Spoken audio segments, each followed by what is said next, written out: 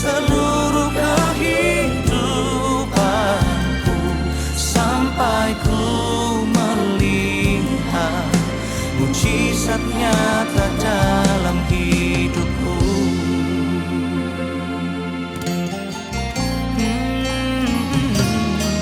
Engkau Tuhan yang paling mengerti, Engkau pribadi yang memahami dalamnya relung hati. Kau tahu, kau mengasihiku. Ku percaya kuasa-Mu ajaib, ku percaya Kau sanggup menolongku. Ku serahkan seluruh kehidupanku, sampai ku melihat mujizat nyata dalam hidupku.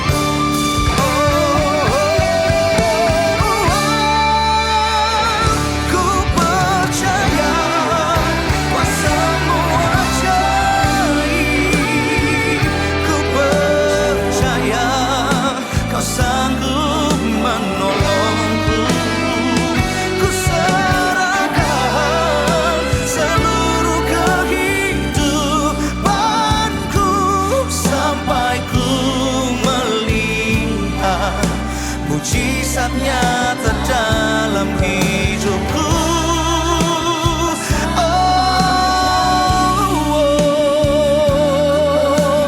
Ku percaya menolongku,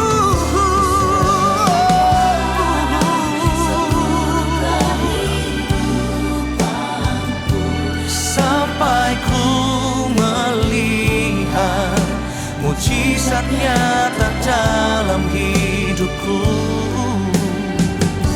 sampai ku melihat mujizat nyata dalam hidupku.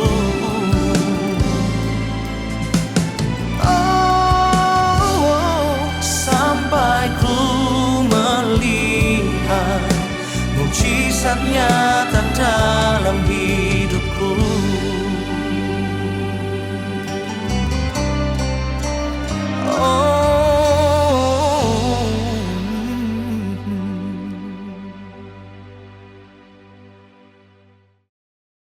Betapa dahsyatnya Yesus kita, amin. Oleh karena itu saudara, tidak ada lagi yang bisa kita khawatirkan dan takutkan dalam hidup ini. Sebab kedahsyatannya terus terjadi dalam hidup kita. Kita selalu percayakan kuasanya, akan mujizatnya, akan perbuatan tangannya. Terima kasih Tuhan. Apa yang tak terlintas di pikiranku dan tak pernah dilihat oleh mataku dan tak pernah timbul di dalam hatiku, itu yang Kau sediakan bagiku.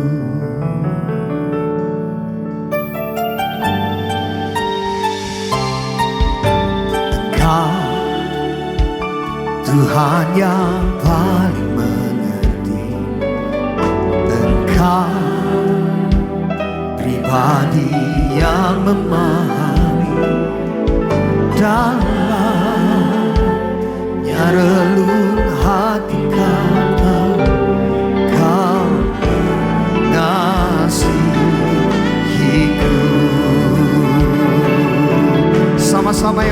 Tuhan, katakan.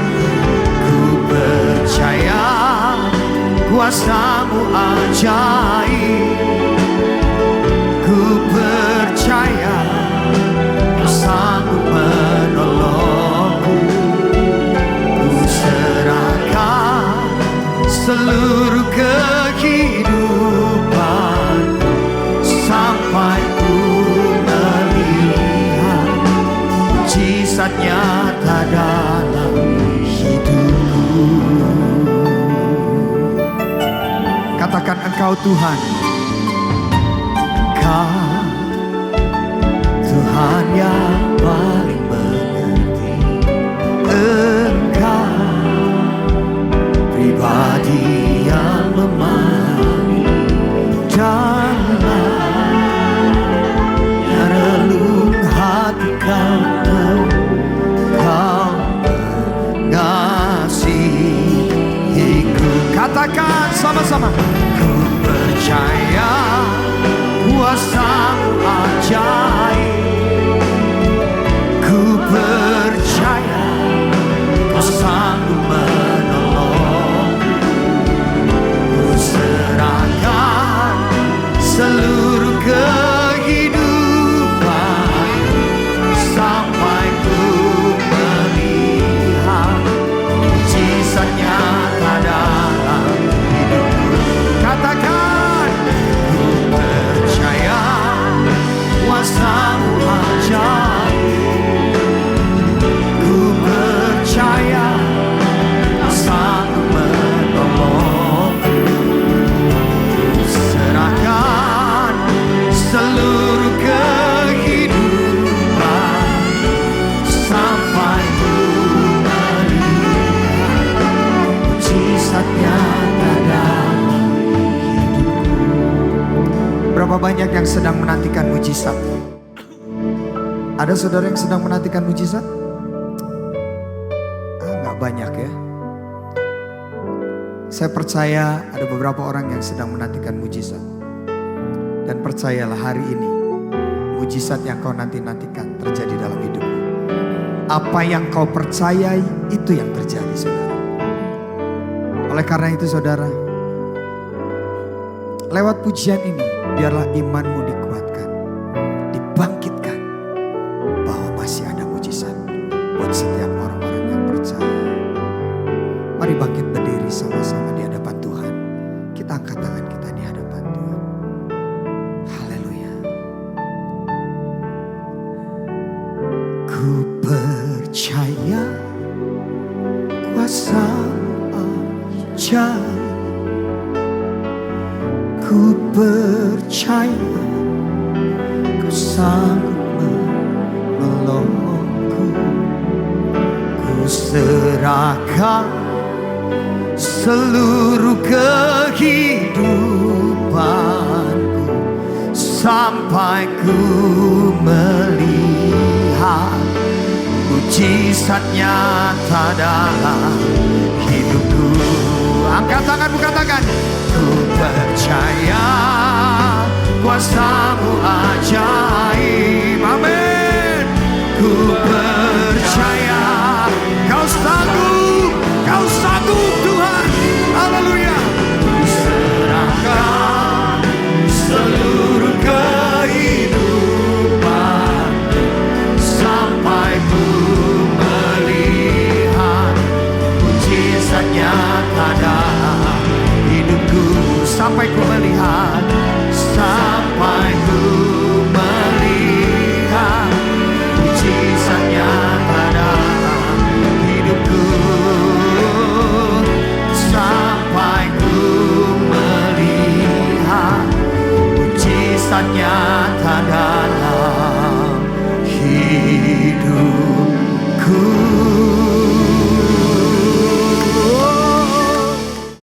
Haleluya. Biar hati kami Tuhan berkobar-kobar. Biar roh kami menyala-nyala. Melebihi daripada semua yang kami alami. Melebihi dari segala penderitaan dan kesulitan kami. Karena kami masih mempunyai pengharapan. Dan karena Engkaulah sumber pengharapan itu. Biar setiap kami boleh bangkit kembali Tuhan. Kami berlari-lari berjumpa dan mencari Engkau. Karena berjumpa dengan Engkau akan menemukan sumber kehidupan, sumber kekuatan dan sumber kebahagiaan.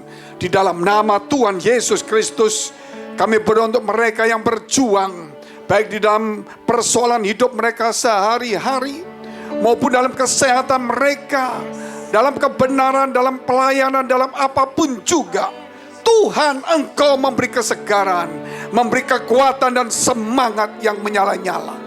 Di dalam nama Tuhan Yesus, kami berdoa juga untuk mereka, Tuhan, yang dalam pergumulan, Engkau memberikan hikmat marifat, Engkau memberikan kekuatan dan kemenangan.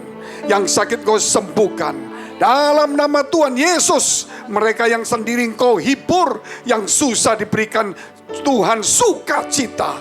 Di dalam nama Tuhan Yesus, tuntunlah setiap hidup kami. Haleluya, haleluya, amin, amin, amin. Silakan duduk, shalom. Puji Tuhan, saudara yang dikasihi Tuhan. Kalau seseorang sudah tidak punya pengharapan, berarti dia sudah kehilangan imannya. Jikalau seseorang sudah kehilangan imannya, saudara, maka dia akan mencari dunia.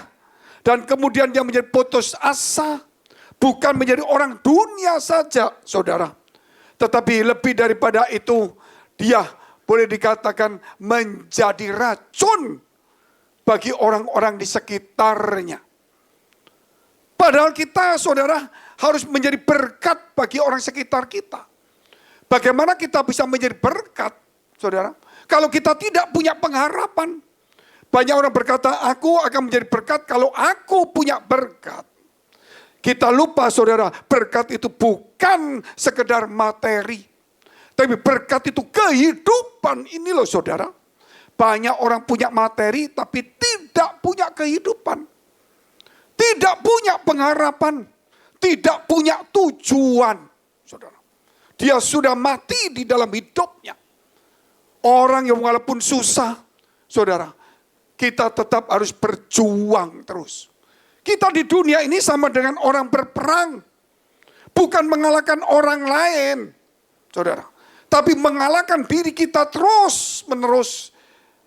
Yang mencoba kita untuk putus asa, untuk padam, untuk lari dari Tuhan. Belum ditambah godaan-godaan di sekitar kita. Sebab itu yang kita perangi bukan orang di sekitar kita yang berusaha untuk menggoda kita. Tapi yang kita perangi adalah diri kita sendiri, pikiran kita. Supaya kita mampu untuk mengalahkan semua panah-panah daripada iblis itu yang mencoba untuk meruntuhkan iman kita. Setiap orang pasti punya iman. Makanya dia berdoa. Tapi iman apa yang kita miliki? Saya punya iman, Pak, saya ke gereja.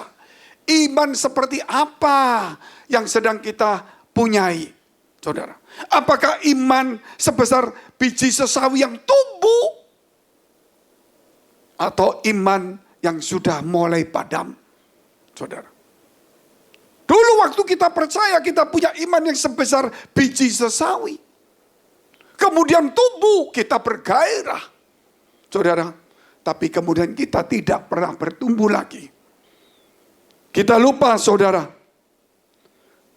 bahwa kita itu punya nilai dalam kehidupan kita. Dan nilai-nilai itulah, saudara, yang tidak kita berikan kepada orang lain.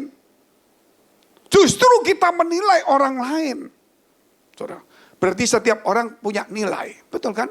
Karena orang menilai orang lain. Lah, apakah orang menilai kita itu, saudara, karena kita punya nilai yang baik? Atau orang menilai kita karena tidak ada nilainya? Wah, orang ini gak ada guna. Menilai tapi tidak ada nilainya. Orang ini percuma dinilai, tetapi tidak ada harganya, saudara. Orang ini, saudara, wah, gak ada masa depan, dinilai, saudara, tapi kosong. Biar orang menilai kita, saudara. Orang ini susah, tapi orang ini tetap kuat. Nah, itu nilai, saudara. Walaupun saudara dalam kesulitan, tapi dia punya nilai yang lebih dari kesulitan itu. Mungkin orang itu sakit, saudara, berat. Tapi dia tetap mengucap syukur dan pengharapan. Orang mengatakan orang ini sudah berat sakitnya. Tapi imannya luar biasa, saudara. Kenapa? So, nilainya, imannya melebihi daripada keadaan tubuhnya. Tapi kerap kali kita, kondisi kita, tubuh kita, persoalan kita yang melebihi daripada iman dan kehidupan kita itu sendiri. Sehingga kita mulai dijajah oleh persoalan-persoalan. Kita datang di gereja, dengar firman, sementara kita sukacita, pulang, firman itu lenyap. Saudara, karena oleh kekhawatiran di dunia. Apakah saudara nggak punya khawatir? Oh mungkin Pak Pendeta yang nggak punya. Semua orang punya kekhawatiran. Kalau nggak ada kekhawatiran, Yesus nggak berkata, saudara, jangan kamu khawatir. Karena ada kekhawatiran, makanya Yesus berkata, jangan kamu khawatir. Amin. Berarti ada kekhawatiran. Tapi jangan sampai kekhawatiran itu menguasai kita. Saudara, iman kita yang harus mengalahkannya. Saudara punya persoalan? Semua orang punya. Saudara punya tantangan? Semua orang punya. Saudara punya pergumulan? Punya musuh? Punya rintangan? Semua orang punya. Tetapi beda saudara. Orang yang punya pengharapan. Orang yang punya iman yang luar biasa. Saudara. Dia akan tidak pernah menunjukkan kesulitannya. Dia selalu menunjukkan pengharapannya. Katakan amin dulu saudara. Mari saudara kita jangan hidup untuk hari ini saja. Saya hidup hari ini karena kesulitan. Saudara. Tapi kita hidup masih punya hari esok. Saudara. Dan hari esok itulah yang kita nanti-nantikan. Kita hadapi hari demi hari. Tapi pada akhirnya kita peroleh hidup yang kekal. Amin. Jadi hidup kita bukan untuk hari ini. Kesusahan kita untuk hari ini cukup hari ini. Tapi besok kita akan bangkit kembali. Amin. Kita harus bangkit, saudara. Kalau nggak bangkit, siapa yang mau bangkitkan kita? Di dunia ini semua persaingan. Untuk saling menjatuhkan. Hanya firman, saudara, dan diri kita sendiri yang bisa membangkitkan kita. Kita lihat dulu saudara firman Tuhan, yaitu tentang iman semakin murni. Iman semakin murni.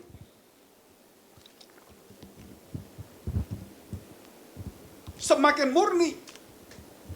Bukan semakin kotor. Bukan semakin kacau. Bukan semakin bingung. Saudara lihat sekarang, banyak orang beriman tapi semakin bingung. Banyak duit jadi bingung juga. Betul saudaranya? Waduh gimana ini? Punya penyakit juga bingung. Nanti punya istri, punya anak bingung juga, saudara. Apa nggak bingung? Punya kerjaan juga bingung. Punya Tuhan juga bingung. Sampai Tuhannya saudara dibingung-bingungkan dengan pandangannya dia sendiri. Seakan-akan dia yang konsepnya bingung. Sehingga dia melihat Tuhan itu jadi kabur. Jadi iman kita harus kembali murni. Kita lihat satu contoh di dalam Yohanes 20 ayat 24 sampai dengan 29. Tetapi Thomas, seorang dari ke-12 murid itu yang disebut Didimus, tidak ada bersama-sama mereka ketika Yesus datang ke situ. Maka kata murid-murid yang lain itu kepadanya, kami telah melihat Tuhan. Melihat Tuhan. Tetapi Thomas berkata kepada mereka, sebelum aku melihat bekas paku pada tangannya, dan sebelum aku mencucukkan jariku ke dalam bekas paku itu, dan mencucukkan tanganku ke dalam lambungnya, sekali-kali aku tidak akan percaya. Walaupun aku melihat, seandainya saudara, kalau aku tidak lihat lubang tangannya, no. Kalau aku melihat dan lihat lubangnya, kalau tanganku nggak masuk, aku nggak percaya. Luar biasa nggak saudara? Ini orang nggak main-main. Tetapi dari sinilah membuktikan saudara, bahwa memang Yesus itu disalib. Makanya ada lubang di tangannya. Kalau saudara menemukan Yesus yang tidak berlubang tangan, itu bisa-bisa Sun Gokong. Yesus itu tangannya berlubang, saudara. Menunjukkan bahwa dia memang mati. Tidak ada kata-kata orang berkata, Yesus gak mati itu. Sudah salah semua. Makanya iman kita harus murni. Sekarang zaman sekarang goncang kiri kanan. Saudara, kenapa? Karena saudara sebentar lagi Tuhan mau datang. Saudara. Kita ini seperti orang diayak, saudara. Seperti kita ditampi. Sudah ditampi, ditiup. Saudara kaget juga. Ditampi, ditiup. Tampi, tiup. Itu zaman dulu kan. Kalau orang nampi beras itu, saudara. Supaya yang berat itu, berasnya itu turun. Yang lain tuh hilang. Ini akhir zaman. Diizinkan Tuhan begitu banyak. Saudara, pandangan-pandangan yang menyesatkan semua. Terus kalau kita mulai dengar media di mana-mana, saudara nggak perlu ke gereja orang. Saudara cukup di rumah, di kamarmu. Dengar khotbahnya gereja mana saja. Pendeta siapa saja. Apakah itu membuat kamu lebih dekat Tuhan? Apakah membuat kamu itu jauh dari Tuhan? Apakah membuat kamu menjadi bingung dengan Tuhanmu? Saudara. Bahkan jangan membuat bingung dirimu sendiri. Nah ini kan mulai mengacaukan semua. Makanya kita harus kuat. Salah satu contoh Thomas, saudara. Orang-orang berkata, aku lihat Tuhan. Sebelum. Luar biasa enggak, saudara? Tapi kita lihat kenapa Tuhan izinkan Thomas gak percaya sampai Tuhan datang. Ada sesuatu yang lebih, saudara. Yang lebih. Kita lihat dulu ayatnya. 8 hari kemudian murid-murid Yesus berada kembali dalam rumah itu. Dan Thomas bersama-sama dengan mereka sementara pintu-pintu terkunci. Yesus datang dan ia berdiri di tengah-tengah mereka dan berkata, damai sejahtera bagi kamu. Dikunci dia ada. Dikunci dia ada. Walaupun orang mengikat saudara, mengepung saudara, mengatai apa saja. Membuat saudara menjadi sempit atau masalah. Yesus tetap hadir di tengah-tengah kehidupanmu. Amin. Mau diapakan oleh orang apa saja. Mau pintu-pintu tertutup. Saudara. Mau persoalan begitu besar. Saudara. Halangan begitu besar. Temboknya masalah begitu besar. Yesus tidak akan pernah dihalangi oleh hal-hal seperti itu. Yesus tetap akan ada di tengah-tengah kita. Tepuk tangan dulu untuk Tuhan yang luar biasa. Jangan melihat tebalnya tembok persoalanmu. Jangan melihat tebalnya persoalanmu, penyakitmu, tingginya masalahmu. Gitu. Jangan melihat bagaimana engkau dikepung orang, bagaimana engkau terkunci. Sampai seakan-akan orang sudah menutup langkah hidupmu, jalan hidupmu. Tapi saudara lihat Tuhan tetap ada di tengah-tengah kita. Amin. Tuhan tetap ada bersama kita. Dia hadir di tengah-tengah kita. Bahkan dikatakan, dia berkata, damai sejahtera bagi kamu. Damai sejahtera. Kalau orang Kristen tidak punya damai, saudara, hilanglah semuanya. Kita lihat terus saja dulu ayatnya. Kemudian dia berkata kepada Thomas, taruhlah jarimu di sini, dan lihatlah tanganku, ulurkan tanganmu, dan cucukkan ke dalam lambungku. Dan jangan engkau tidak percaya lagi, melainkan percayalah. Kalau ada orang seperti Thomas, saudara, mungkin belum tentu Yesus mendatangi dia. Loh, tapi Thomas kenapa datang? Ada sesuatu yang kita perlu belajar hari ini. Mengapa sampai Tuhan tuh mau datang kepada Thomas? Thomas berkata kalau nggak nyucuk, bukan karena dia seorang rasul saja. Tapi ada sesuatu yang membuat kita hari ini iman kita kembali kuat. Amin. Dari orang yang ragu-ragu menjadi orang yang mengatakan kata-kata iman yang luar biasa. Dan yang sekarang saudara orang-orang berkata Yesus bukan Tuhan, Yesus bukan Allah. Saudara, itu orang yang percaya bisa berkata begitu. Ini orang yang ragu-ragu. Kita lihat saudara, apa yang dikatakan? Thomas menjawab dia 1, 2, 3. Ya Tuhanku ya Allahku. Ini saudara, kata-kata iman. Kalau saudara melihat yang lain-lain, mungkin saudara tidak akan pernah menjumpai ya dalam Injil para rasul atau ya murid-murid Yesus tentang Yesus adalah Tuhan dan Allah. Sampai orang menyerang. Tetapi Thomas ini menjadikan hidup kita ini saudara beriman bahwa Yesus adalah Tuhan dan Allah. Amin.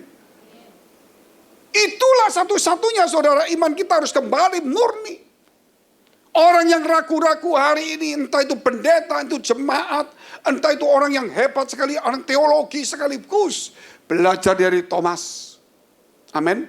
Nggak perlu tenggelam-tenggelam terus sampai Tuhan datang kepada dia.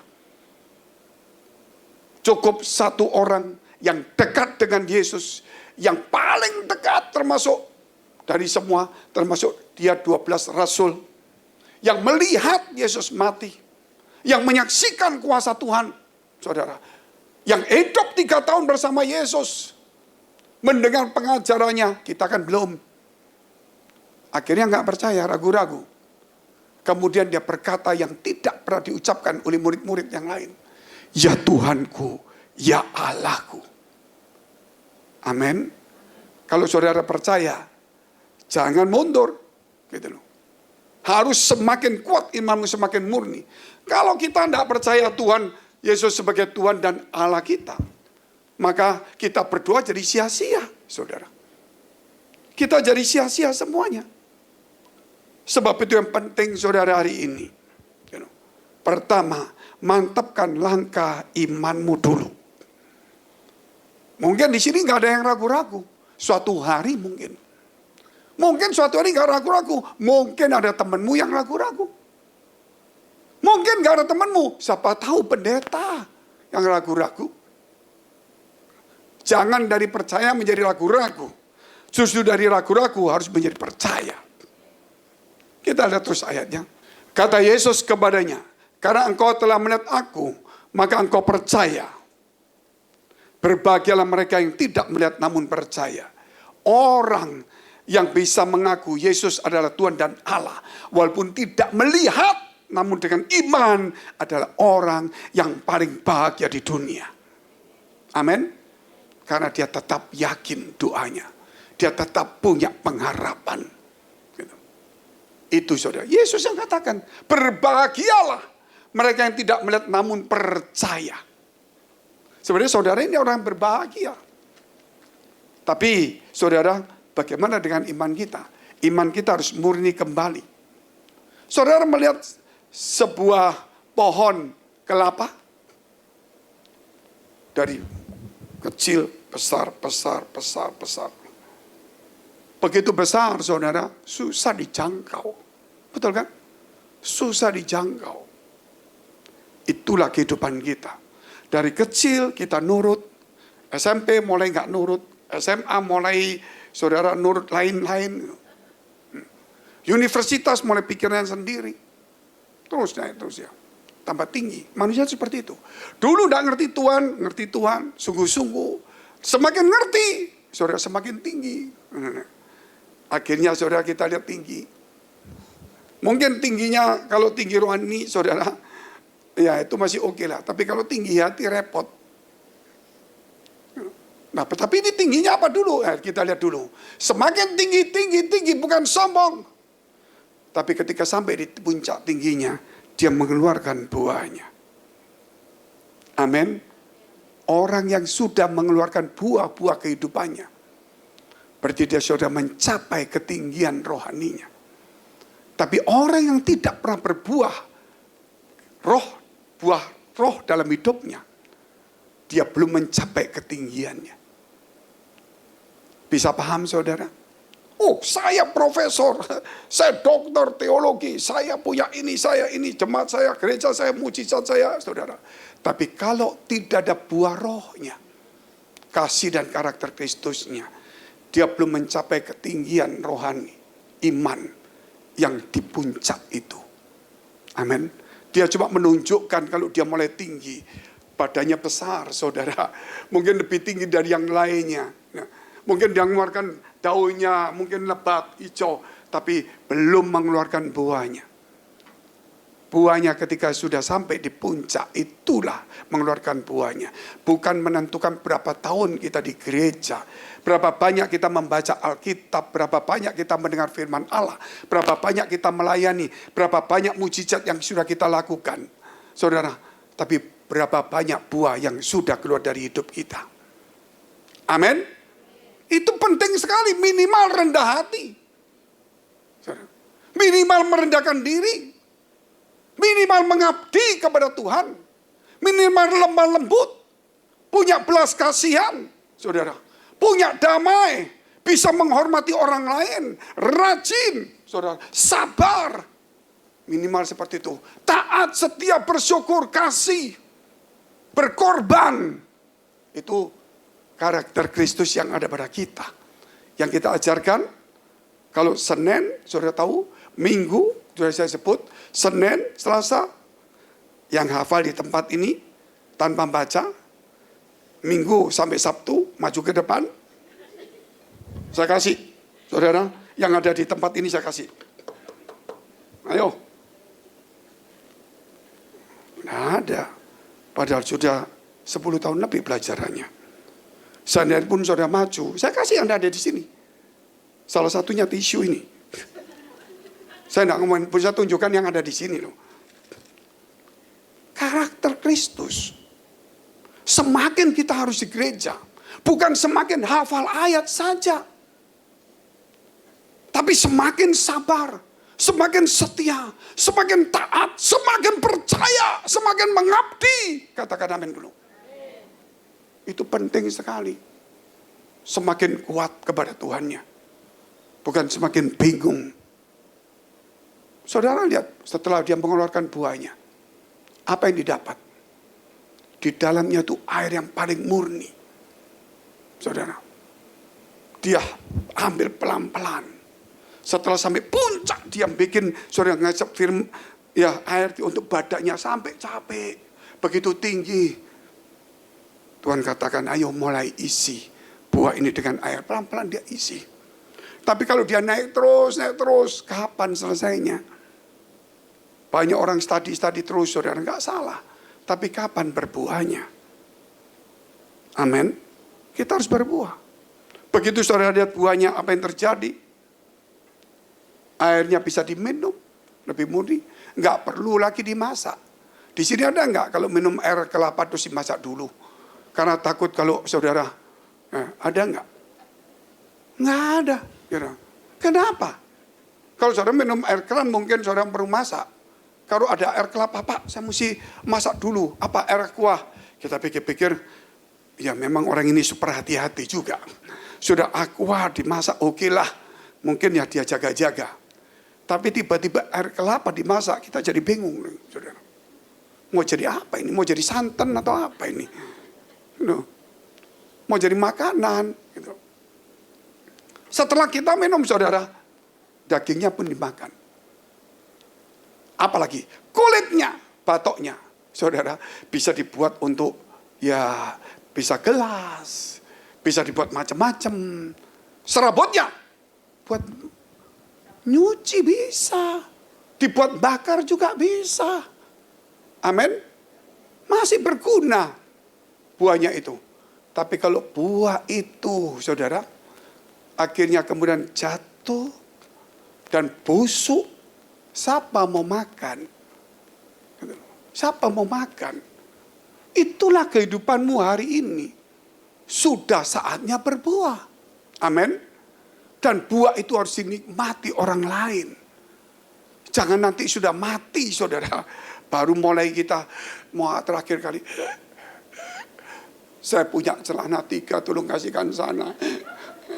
Saudara, saya punya baju 4, tolong bantu saya.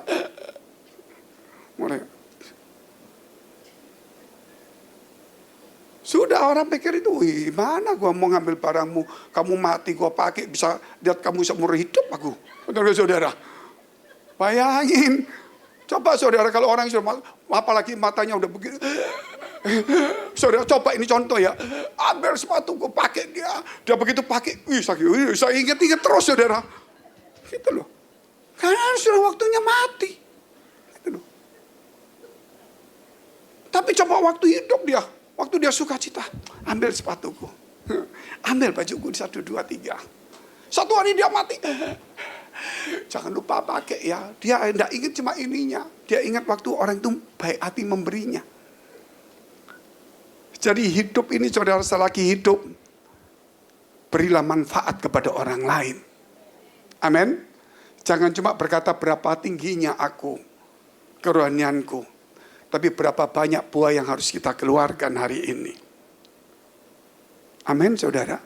Jangan melihat titel saya. Jangan melihat saudara, pandainya saya khotbah, banyak orang bisa bersilat kata lebih indah. Tapi nomor satu saudara, orang yang sudah tinggi, paling tinggi puncaknya, pasti mengeluarkan buahnya. Tepuk tangan untuk Tuhan yang luar biasa. Itulah namanya orang, saudara. Kita lihat orang yang berhasil seperti itu. Kita lihat hal yang kedua. Salam damai sejahtera. Yohanes 20 ayat 26. Yesus tidak diakui saat itu oleh Thomas. Tapi dia berdiri di tengah-tengah Thomas. Berdiri dia. Dan dia berkata, damai sejahtera bagi kamu. Bayangkan saudara, Tuhan itu sudah nggak, seakan-akan diragukan. Nggak dianggap sebagai Tuhan. Dia dianggap, wah ini nabi, ini memang aku percaya dulu dia hebat, nabi punya kuasa melebihi daripada Musa gitu ya saudara. Pengajarannya hebat, bangkitkan orang mati, ini memang nabi. Tapi kalau bangkit kembali sebagai Tuhan, no. Sebagai Allah nggak mungkin. Saudara, nggak mungkin. Tuhan tetap datang kepada dia. Salam damai sejahtera. Luar biasa nggak saudara? Tuhan tidak dianggap sebagai Tuhan. Tapi dia tetap, saudara, adalah Tuhan yang penuh dengan kasih. Kalau Tuhan, Yesus bukan Tuhan, dia nggak mau datang. Nggak ngomong damai sejahtera. Kalau kita datang, dia nggak percaya. Saya tempelkan tangan saya yang lubang ke hidungnya. Sudah. Tahu kamu? Sudah. Ngerti? Sudah. Mati. Benar nggak saudara? Gitu. Sudah dia omongi berulang-ulang. Gitu loh. Melihat mujizat, melihat kata-kata. Semua orang sudah bersaksi sama kamu. Teman-temanmu sudah menceritakan melihat aku. Masih nggak percaya. Gitu. Nah itu saudara. Tapi Tuhan itu Tuhan Allah yang penuh kasih. Katakan amin dulu saudara. Sehingga dia datang, dia tidak marah. Cuma dia berkata, jujurlah. Cukup engkau Thomas. Gitu. Yang lain-lain harus percaya. Bukan karena melihat. Karena mereka adalah orang yang berbahagia.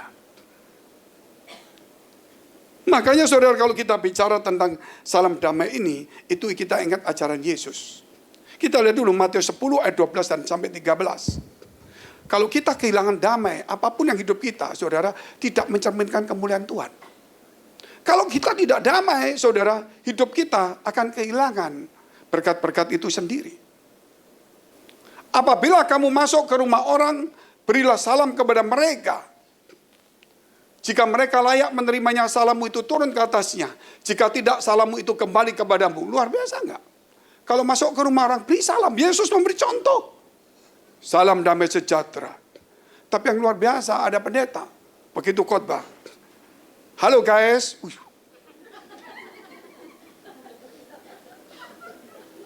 Yang muda-muda tepuk tangan. Halo guys, halo. Dari saudara, dari TikTok atau YouTube. Hai guys. Pendeta ini. Yang muda tepuk tangan semua. Ini bahasa dunia. Kalau dipakai untuk pergaulan sehari-hari, yang sering omong-omong gak apa-apa. Tapi bahasa surga ini mendatangkan impact besar dalam hidup kita. Amin. Itu perlu. Banyak orang ngomong berkata sama saya, Pak, gaya muda sedikit. Muda boleh lah. Tapi kalau, hey guys, aduh, tunggu dulu deh. Benar gak saudara? Bayangin saya pendeta saudara. Kalau khotbah tidak pakai shalom gitu, bener kan? Apa katanya? Nggak salah sebenarnya sih. Tetapi kan nggak memberikan dampak dalam kehidupan. Tapi seakan-akan anak muda itu ini panutanku. Tapi dia tidak dapat damai. Orang nggak perlu saudara ya membuat orang tertarik pada kita. Tapi yang pasti orang itu dapatkan berkat dari kita itu penting. Amin. Orang tertarik pada kita, dia yang memberi berkat kepada kita. Banyak orang seperti itu kan. Saya idola saudara, saudara memberi berkat kepada saya. Seharusnya saudara kita harus memberi berkat kepada orang lain. Itu penting sekali. Nah, sekarang kalau saudara lihat sudah mulai kacau gereja ini. Bahasa surga sudah nggak berlaku lagi di gereja. Ini lama-lama saudara. Ya lama-lama saya tidak tahu bagaimana ini. Ya kira-kira nanti yang khotbah juga mungkin robot. Robot. Saudara berkata, hey, dia langsung, hey, saudara ngomong shalom, dia ngomong shalom. Bayangkan. Ya kalau saudara iseng-iseng bergurau supaya akrab untuk di luar acara, duduk makan, ya boleh pertama shalom dulu. Gitu loh. Itu memberikan dampak. Katakan amin dulu. Saudara. Yesus waktu itu kurang lebih umur berapa? 60? Umur berapa dia? 33 tahun. Muda atau tua? Kenapa dia pakai bahasa surga? Kok nggak bahasa muda? Betul nggak? Oh, kita kan anak muda, Pak, zaman sekarang, Pak. Jangan pakai jas kayak Pak Fengki. Pakai rompi aja. Rompi, ya pakai rompi, pakai rantung rantai. Ya nggak apa-apa, saudara. Itu pakai Harley Davidson boleh lah. Saya nggak terlalu nyalakan orang seperti itu kan pikiran orang masing-masing. Gitu. Tapi coba saudara lihat Yesus umur 33. Dia pergi sampai orang menggapai jubahnya dan jumbainya. Saudara, dia pakai jubah, walaupun tidak diakui oleh imam, dia pakai pakaian keimaman, dan dia pakai jubah, saudara, yang ada kincir-kincirnya. Ketika dipegang itu orang sembuh, luar biasa enggak? Nah sekarang saya pakai rompi, betul nggak saudara? Gitu loh. Kenapa? Saya masih muda kok, gitu loh. Yesus masih muda, gitu loh. Bukan berarti tidak boleh pakai rompi, silakan pakai itu. Gitu loh. Namun surga, suasana surga itu tetap akan memberi dampak daripada suasana dunia. Dunia itu hanya memberikan satu model. Betul nggak saudara? Bahwa kita di dunia tahun 2023. Bukan di tahun 1950. Betul nggak saudara? Zamannya lain. Itu menunjukkan modelnya, oke. Tetapi bahasa surga itu berdampak. Bukan tahun-tahun saudara itu berubah. Dulu waktu saya masih muda, rambutnya gini, terus panjangnya segini, saudara. Sekarang orang suruh panjang gini, nggak mau. Malu, saudara. Macam-macam. Suatu hari orang di sini dipotakin, sini panjang sebelah. Mungkin begitu. Yang ada di sini malu semua. Gitu. Itu kan cuma model. Gitu. Hanya menunjukkan tahun, berganti tahun modelnya. Tetapi saudara, surga itu punya sendiri dampaknya. Saudara boleh berpakaian model di tahun 2023. Tetapi bahasa surga, buah dari kehidupanmu, itu tetap harus ada. Katakan amin dulu saudara. Tidak bisa dirubah. Jangan termakan model, terus model itu masuk ke surga. Saudara, tidak. Makanya katakan, datanglah kerajaanmu di bumi seperti, bukan di bumi dibawa ke surga. Saudara tahu, ini saya tidak menyinggung terlalu banyak. Tapi kadang-kadang, saya kan punya orang tua masih percaya leluhur dulu. Leluhur. Dia berkata, nanti kalau mama mati, kan zaman dulu nggak punya mobil kita. Belikan mobil. Dibawa surga. Betul juga, surga gak ada mobil mungkin. Saudara betul gak? Jadi yang di bumi dibawa ke surga. Terus mulai ada parabola. Jangan lupa parabola. Nonton satelit apa mah? Gitu. Tapi dia tidak ngerti, tetap dia bawakan. Itu saudara. Sekarang bawa handphone, laptop, luar biasa enggak saudara? Hebat itu. Jadi mama saya kalau seandainya dulu saya kasih parabola, ngamuk dia. Kurang ajar, aku parabola, sana sudah handphone, laptop ini. Gitu. Yang sudah kasih saudara, mungkin handphone yang Nokia dulu seneng. Pakai yang namanya apa? BlackBerry seneng. Mungkin sekarang bawa BlackBerry terus di surga seandainya. Terus yang mati barusan bawa yang model apa? Yang lipat-lipat di saudara. Mungkin dia malu kan? Pakai anakku kok gak ngasih lagi. Jadi beda. Maksud saya kita di dunia ini boleh pakai handphone model baru. Betul kan? Tapi itu bukan di surga. Gitu. Jadi saudara tetap pakai handphone, tetap pakai di dunia ini oke lah. Saya itu orangnya paling gampang. Pakai terserah. Yang penting sopan. Betul nggak? Ya tepat guna. Oke kamu pakai apa saja. Kalau kamu punya alasan silakan. Gitu. Saya mau pakai pakaian renang di mana? Di Orchard. Gila. Betul nggak saudara? Ya saya langsung ngomong gila. Papa kok ngamuk? Loh iyalah kalau kamu di pantai boleh. Gitu loh. Pak kalau gitu aku niru papa saja pak. Pakai jas pinter. Renang. Goblok. Betul nggak saudara? Kan jadi gak tepat. Itu saudara. Saya ngomongnya agak kasar, tapi memang kan seperti itu. Betul kan saudara? Kenyataan seperti itu. Jadi tempatnya tempat yang tepat gitu loh. Ya di gereja juga saya enggak. Saudara suatu hari mau jadi pendeta tempat ini, saudara mau pakai celana pendek suatu hari, kalau memang ada alasan tertentu silakan. Betul kan? Tapi itu bukan model yang harus dipakai terus. Yang penting buahnya dan nilai kehidupanmu, bahasamu itu loh yang harus tetap surgawi. Amin. Model rambutmu boleh berbeda, gitu loh.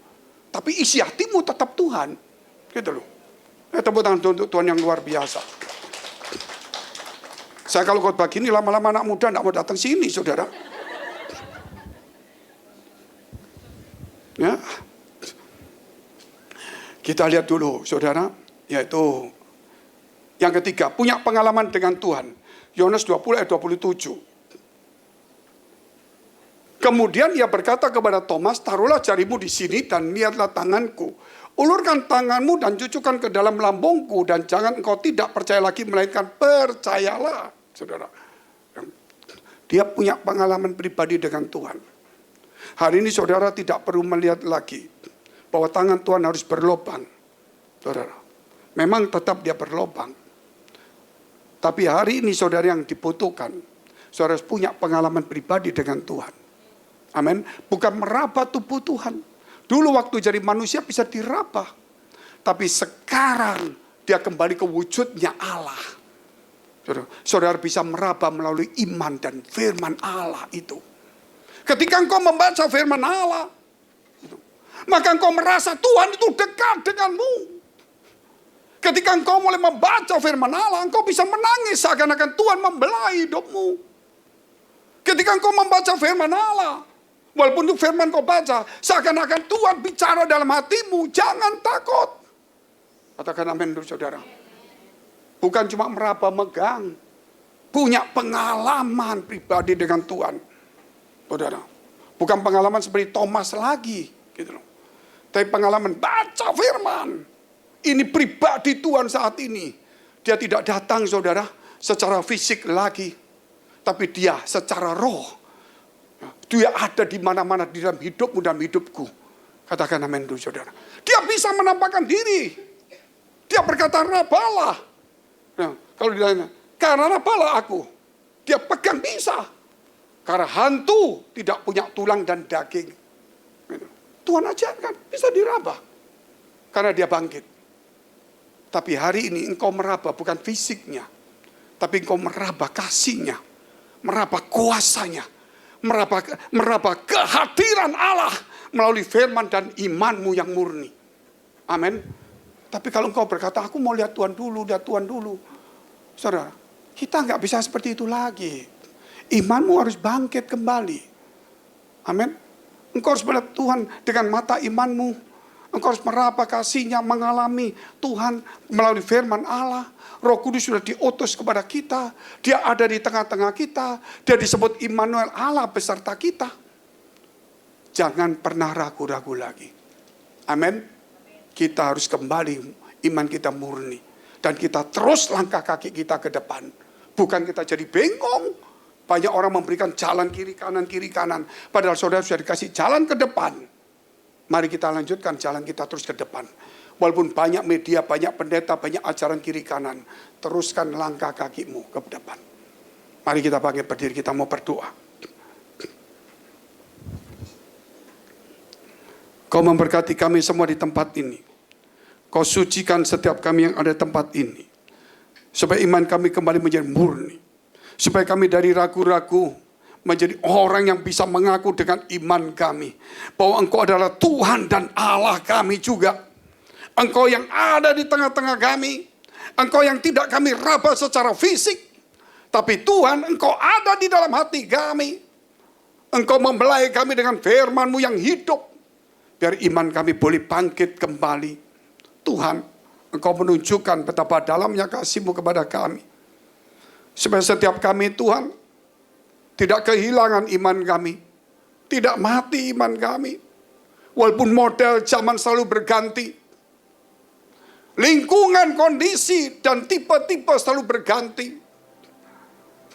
Tetapi hati kami tetap untuk Tuhan dan firman-Mu. Mulut kami untuk memuji dan menyampaikan kata-kata surgawi. Biar hidup kami terlalu berdampak memberikan buah. Supaya orang bukan melihat tingginya rohani kami. Besarnya iman kami. Tetapi Tuhan, yang penting dia bisa melihat buah. Setiap ketinggian kami di puncak, disitulah berhenti untuk pertumbuhan tinggi rohaninya. Disitulah waktunya berbuah. Ranting boleh muncul kembali, tapi buah itu tetap harus ada. Biar hari ini kami mengeluarkan buah-buah itu, selagi kami hidup dan kami boleh dinikmati orang lain. Bukan ketika kami, Tuhan, sudah tidak berguna. Orang berkata, orang menilai, tidak ada nilainya. Tapi ada orang menilai kami hari ini. Apapun keadaan kami, kesulitan hidup kami, problem ekonomi kami. Tapi orang menilai kami, yaitu menilai rohani dan iman kami. Engkau mengurapi umat-Mu di tempat ini, Kau menyucikan kami semuanya.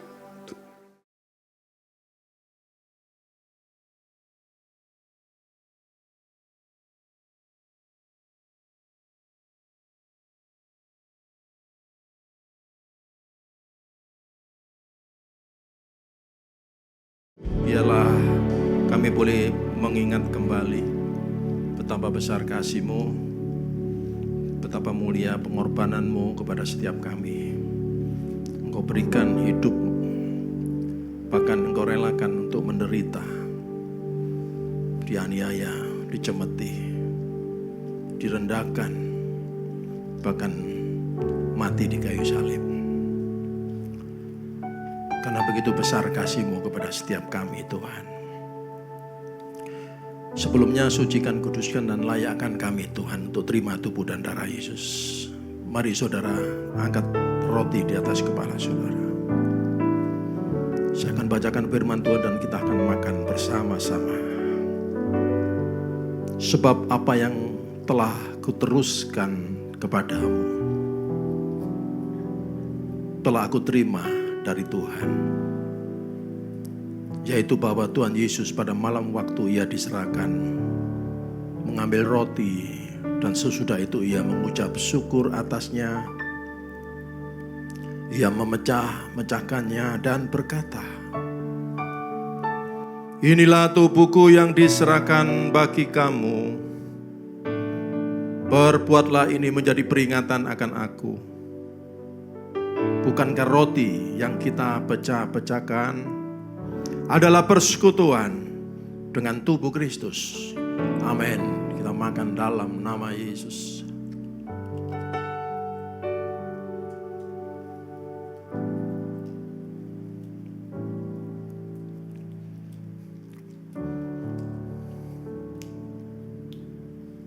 demikian juga ia mengambil cawan sesudah makan. Lalu berkata,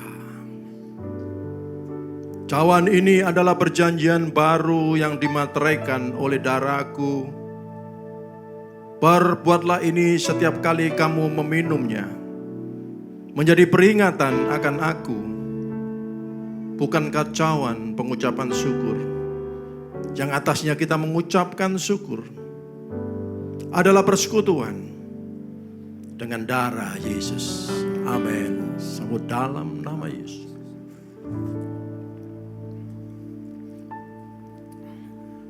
Haleluya.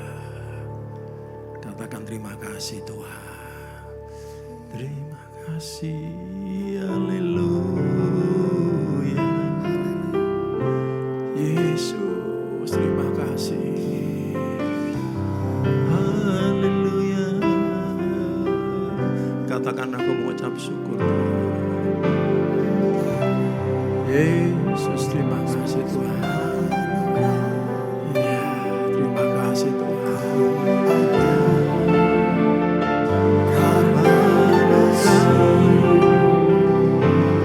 Tuhan Yesus, ku berterima kasih buat kasih rahmat.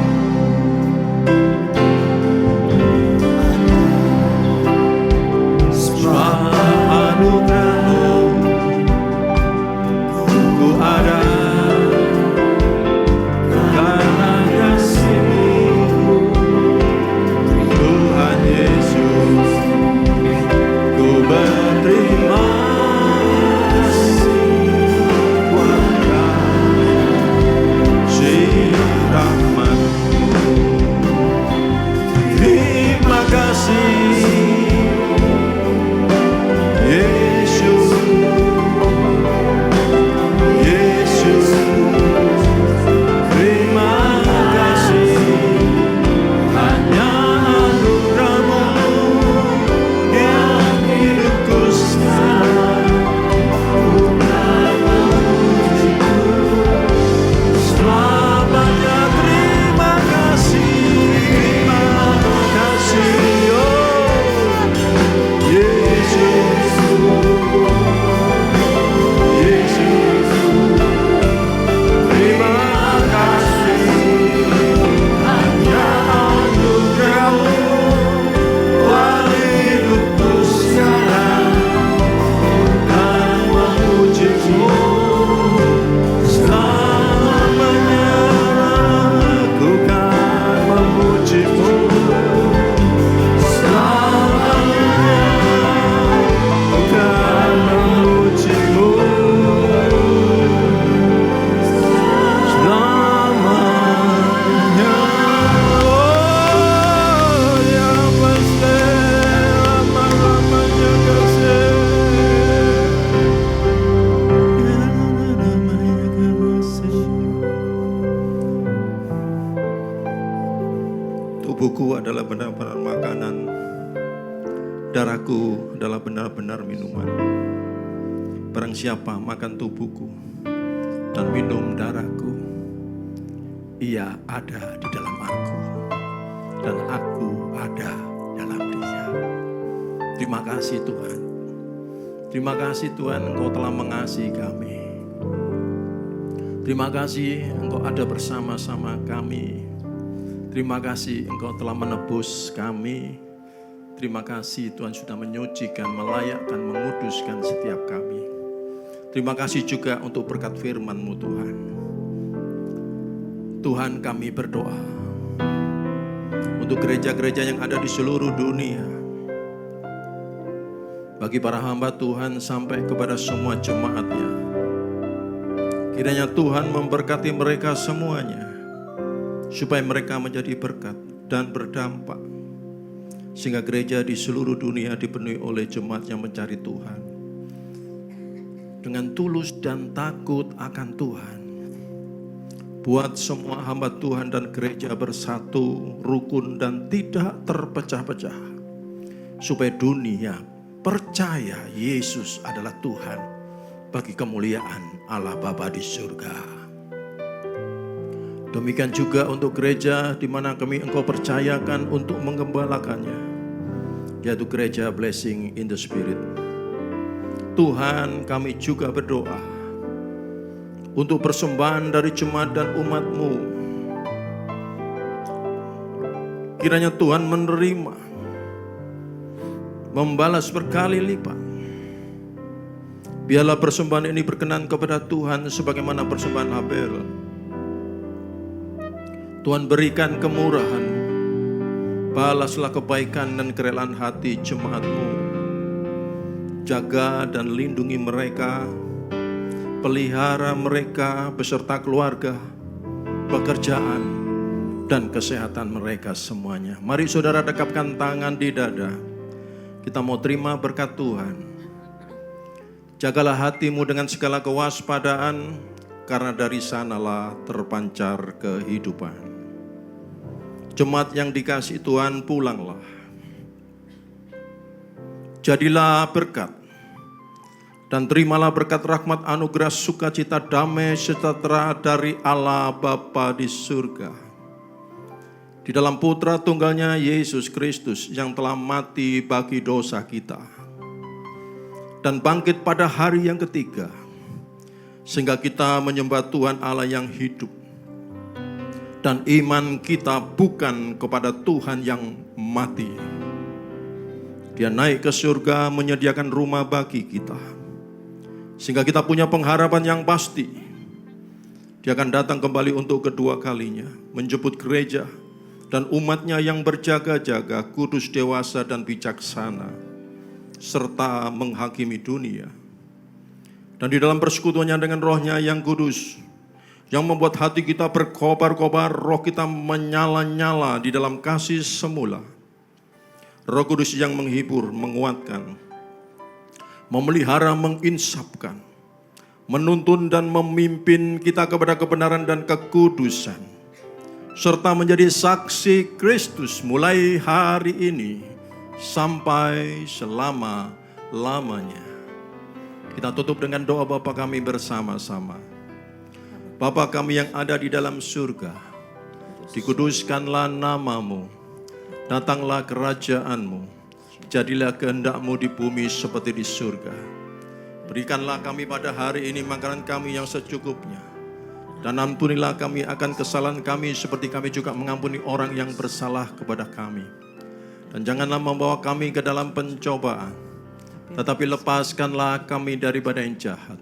Karena Engkaulah yang punya kerajaan dan kuasa dan kemuliaan sampai selama-lamanya. Sama-sama berkata, amin. Roh Kudus penghibur dan penolongku, ku tak takut sebab Engkau ada di dalamku. Kau ubah dukaku menjadi sukacitaku. Roh Kudus, Kau hadir di sini.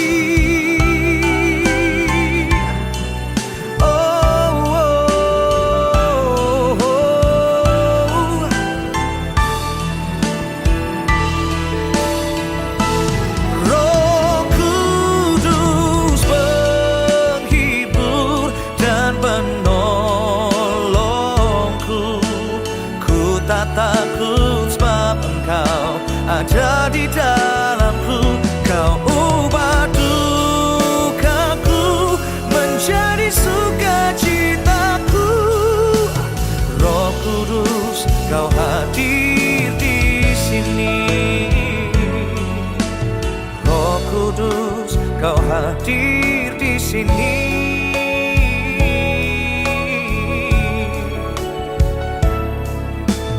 Roh Kudus, Kau hadir